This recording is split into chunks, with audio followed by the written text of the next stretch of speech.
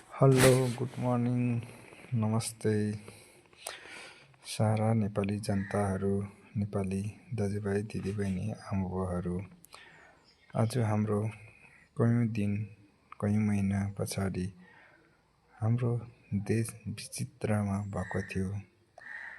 देश हाम्रो बाउ बाजे पुर्खाहरूले सारा दुःख गरेर एउटा सानो नेपाल टुक्रा बचाइराखे थियो। त्यो नेपाल टुक्रा बचाउँदा पनि अहिले हाम्रै दाजुभाइ बुवा आमा हामीले नजान्दा हाम्रो देश यस्तो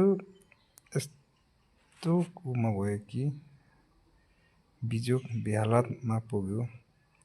आज चाहिँ हाम्रो जति पनि सारा देशमा धुवाँ बर्साएर रोएको छ सारा देशहरू। तर हाम्रो देश आज नयाँ समृद्धि देश बनाउनको लागि चुनावी माहौलमा सबै दाजुभाइ दिदीबहिनीहरू बुवा आमाले सोचेर सम्झेर हालै कति पनि भएको छैन। हाम्रो देश सिंहदरबार जलाएको पार्टी नेताहरूलाई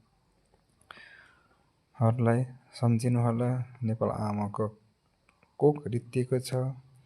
त्यो कुन पार्टीले कुन चाहिँले रित्ताएको छ भनेर तपाईँलाई पनि थाहा छ। त्यही भएर गाउँमा हाम्रोलाई होइन राम्रो नेतालाई सोचेर सम्झेर चुनाव दिनुहोला। अब भोट हाल्नुहोला। किनभने पहिला त धेरै दियो, अब हामीलाई सबैलाई थाहा छ धेरै भोट दियो, धेरै हामीले जिताए पनि, तर तिनीहरूले देश बनाउँदैन पनि देश उल्टो उनीहरूले बेचेर खाइसक्न आँट्यो। त्यही भएर भोटको मतदान र भोटको चिन्हमा छाप हाल्नुभन्दा पहिला 2 मिनट सोच्नु सम्झिनु अनि मात्रै भोट हाल्नु होला। मेरो तर्फबाट त जति पनि नयाँ पार्टी छ उनीहरूलाई लगाउनु होला राम्रोसँगले।